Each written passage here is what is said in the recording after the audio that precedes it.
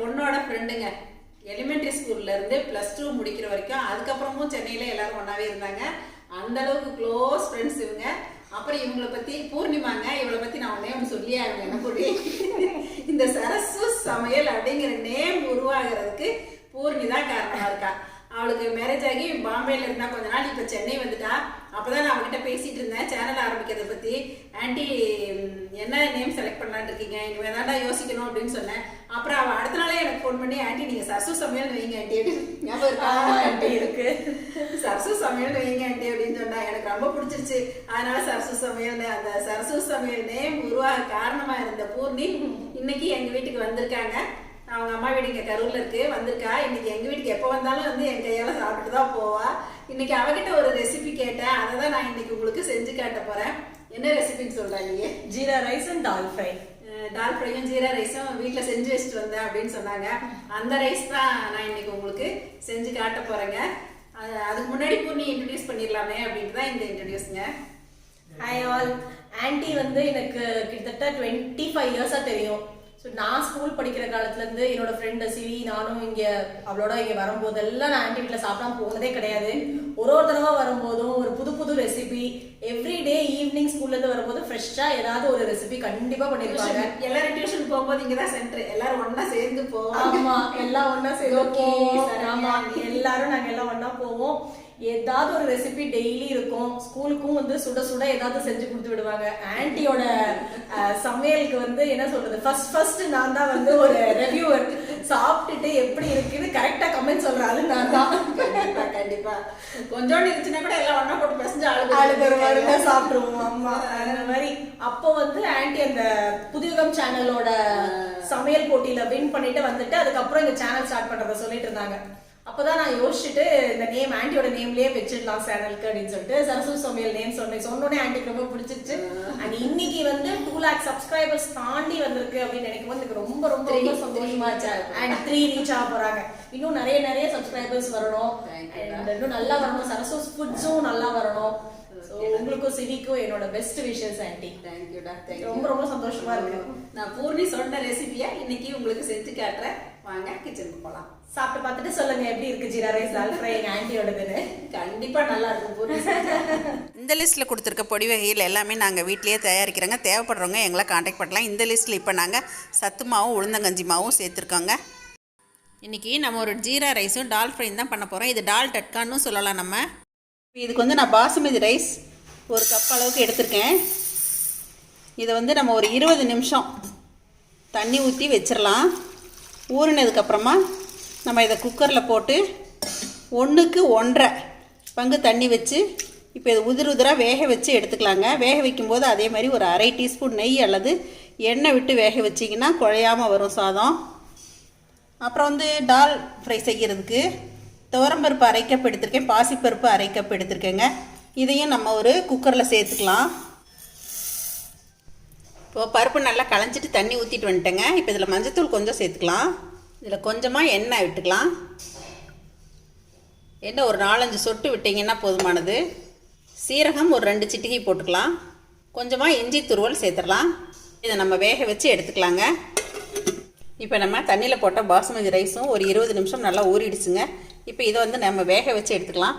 இதில் 1 பங்குக்கு 1.5 பங்கு அளவுக்கு நான் தண்ணி சேர்த்துருக்கேன். நீங்கள் பழைய அரிசியாக இருந்தால் இன்னும் கொஞ்சம் ஜாஸ்தியாக சேர்த்துக்கலாம். இதில் சும்மா ஒரு 4-5 சொட்டு நெய் விட்டுக்கோங்க. கொஞ்சம் சாதம் உதிராக வரும். இல்லைன்னா எண்ணெய் கூட விட்டுக்கலாம். இப்போ இது 2 சவுண்டு வச்சு இறக்கலாங்க. இப்போ நான் பருப்பு வேக வச்சுருக்கேங்க, பாசுமதி ரைஸும் வேக வச்சுருக்கேன். அதுக்குள்ளே நம்ம தேவையான பொருட்கள் எல்லாம் பார்த்துடலாம். ஃபஸ்ட்டு ஜீரா ரைஸ்க்கு தேவையானது பார்த்துடலாங்க. ஜீரா ரைஸ்க்கு ஜீரகம் தேவைக்கு எடுத்துக்கலாங்க. பச்சை மிளகா 2 தாளிக்கிறப்ப இந்த மாதிரி கீரி போட்டுக்கலாம். கட் பண்ண வேண்டாம், இந்த மாதிரி கீரி எடுத்துக்கோங்க. நடுவில் மட்டும் கீரினா போதும். முந்திரி நம்ம தேவைக்கு போட்டுக்கலாங்க. அப்புறமா கொஞ்சமாக கிராம்பு, இஞ்சி துருவுனது, இவ்வளோதாங்க. இதை வச்சுட்டு தான் நம்ம இன்றைக்கி ஜீரா ரைஸ் பண்ண போகிறோம். வேணும்னா ஃபைனலாக கொஞ்சமாக கொத்தமல்லி இலை நம்ம சேர்த்துக்கலாங்க. அடுத்ததாக டால் ரெசிபிக்கும் தேவையான பொருட்கள் எல்லாமே எடுத்து வச்சுருக்கேன். இப்போ என்னென்னு பார்த்துடலாம். டால் ரெசிபிக்கு பச்சை மிளகாய் இந்த மாதிரி பொடி பொடியாக கட் பண்ணி வச்சுருக்கேன். இது வந்து ஃபஸ்ட்டு நம்ம ஒரு தாளிப்பு கொடுப்போம், அப்போ சேர்த்துக்கலாம். கடைசியாக டட்கா பண்ணும்போது இந்த ஃபைனலாக இந்த காஞ்ச மிளகாயை நம்ம சேர்த்துக்கலாம். இதுக்கு வந்து ஜீரகம், கடுகு, கருவேப்பிலை, பெரிய வெங்காயம் 2 பொடியாக கட் பண்ணது, தக்காளி ஒன்று கட் பண்ணது, இஞ்சி துருவல் இதுக்கும் சேர்த்துக்கலாங்க. நீங்கள் விருப்பப்பட்டால் பூண்டு கூட சேர்த்துக்கலாம்.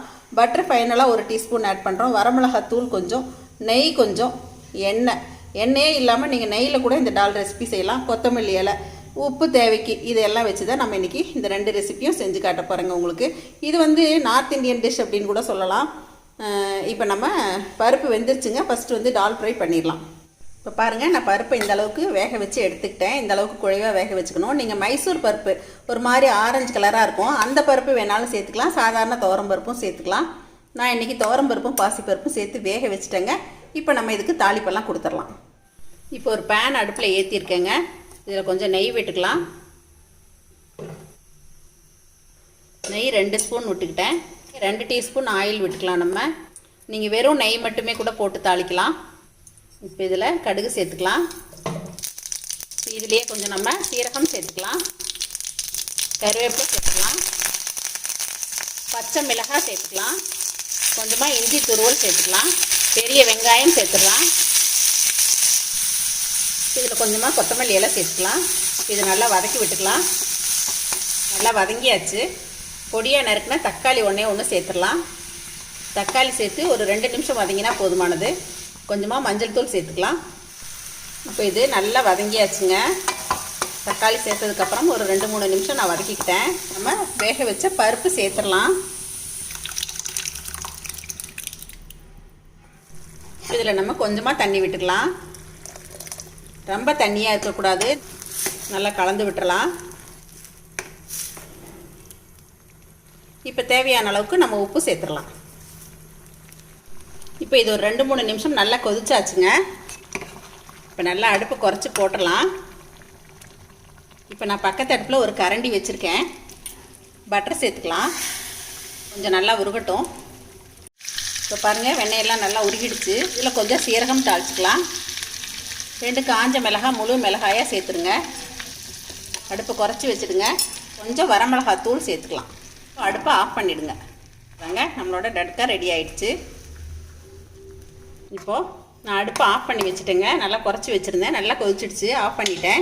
இப்போ நம்ம இதில் சேர்த்துடலாம் இந்த தாளிச்சதை. இதை நம்ம நல்லா மிக்ஸ் பண்ணி விட்டாச்சுன்னா நம்மளோட டால் ஃப்ரை ரெடி ஆகிடுச்சுங்க. கொஞ்சமாக மேலாப்பில் கொத்தமல்லி இலை தூவிக்கோங்க. அதான் நம்ம ஜீரக சாதம் தாளிச்சிடலாங்க. பாருங்கள், நம்மளோட பாசுமதி ரைஸ் இந்த மாதிரி உதிரா நான் வேக வச்சு எடுத்திருக்கேன். இதில் கொஞ்சமாக நெய் விட்டுக்கலாம். இது நல்லா இப்போ ஃபேனில் ஆற வச்சிடலாங்க. இப்போ நம்ம ஜீரக சாதம் தாளிக்கிறதுக்கு தேவையான அளவுக்கு நான் நெய் விட்டுருக்கேங்க. 1 டேபிள் ஸ்பூன் சீரகம் தாளிச்சிக்கலாம். ஒரு 4 கிராம்பு சேர்த்துக்கலாம். பச்சை மிளகாய் 2 நறுக்கினது சேர்த்துக்கலாங்க. கீரினது. இப்போ முந்திரியும் சேர்த்துடலாம். இப்போ இதை வறுத்து விட்டுக்கலாம். சீரகமெல்லாம் பொரிஞ்சாச்சு.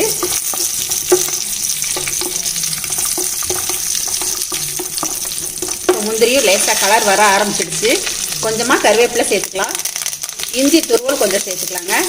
துருவல் உங்களோட ஆப்ஷன் தான், விருப்பப்பட்டால் சேர்த்துக்கலாம். இப்போ பாருங்கள், நான் உதிரா சாதத்தை இந்த மாதிரி ஆற வச்சு வச்சுருக்கேன். இப்போ ரைஸை இதோட சேர்த்துடலாங்க. இப்போ தேவையான அளவுக்கு உப்பு சேர்த்துக்கலாம். நம்ம மிக்ஸ் பண்ணி விட்டுக்கலாங்க. இந்த ஜீரக சாதம் டக்குன்னு ஈஸியாக செஞ்சிடலாங்க. நானும் இந்த மாதிரி தான் செய்வேன். பூர்ணி வந்து 4 கிராம்பு மட்டும் இதில் கொஞ்சம் அதிகமாக ஆட் பண்ண சொல்லியிருக்கா. நான் நல்லா பெரட்டி விட்டுறேங்க. இப்போது நான் இதை நல்லா பெரட்டி விட்டுட்டேங்க. ஒரு 5 நிமிஷம் போல் ஸ்லோ ஃப்ளேம்லேயே இருக்கட்டுங்க. அப்படியே ஜீரகம் மணத்தோட கமகமான்னு ஜீரக சாதம் வாசம் தூக்குதுங்க. ஒரு 5 நிமிஷம் இந்த சாதம் சூடேறினா நம்ம அடுப்பை ஆஃப் பண்ணிடலாங்க. ரொம்ப ஸ்லோ ஃப்ளேமில் போட்டுருங்க. இப்போது ஒரு 5 நிமிஷம் ஆயிடுச்சுங்க. நான் ஒரு பெரட்டி விட்டுட்டேன். அடுப்பை ஆஃப் பண்ணிட்டேன். இப்போ நம்ம கொஞ்சமாக கொத்தமல்லி இலை இதில் தூவிக்கலாங்க. அவ்வளோதான், நம்மளோட ஜீரக சாதம் ரெடி ஆயிடுச்சுங்க. என்னங்க, இப்போ பாருங்கள், டக்குன்னு ஈஸியாக செஞ்சிடலாம் இந்த சீரக சாதமும் டால் ரெசிப்பியும். கண்டிப்பாக நீங்களும் இந்த மாதிரியெல்லாம் ட்ரை பண்ணி பாருங்கள். இந்த ஜீரக சாதத்துக்கு இந்த டால் ஃப்ரை ரெசிபி வந்து ரொம்ப சூப்பராக இருக்குங்க. இந்த ஜீரக சாதம் ரெசிப்பியும் இந்த டால் ஃப்ரை ரெசிப்பியும் எப்படி இருக்குன்னு எனக்கு எப்பயும் போல் உங்களோட கமெண்ட் சொல்லுங்கள், ஷேர் பண்ணுங்கள், சப்ஸ்கிரைப் பண்ணிவிட்டு பக்கத்தில் இருக்க பெல் பட்டனை கிளிக் பண்ணிவிட்டு ஆளுங்கிற ஆப்ஷனையும் மறக்காமல் ப்ரெஸ் பண்ணிக்கங்க. அப்போ தான் நான் போடுற வீடியோஸ் எல்லாமே உங்களுக்கு உடனுக்குடன் நோட்டிஃபிகேஷனாக வந்து சேருங்க. தேங்க்யூ. சரசு சமையல் பாருங்கள், சமையல் நல்லா பண்ணுங்கள்.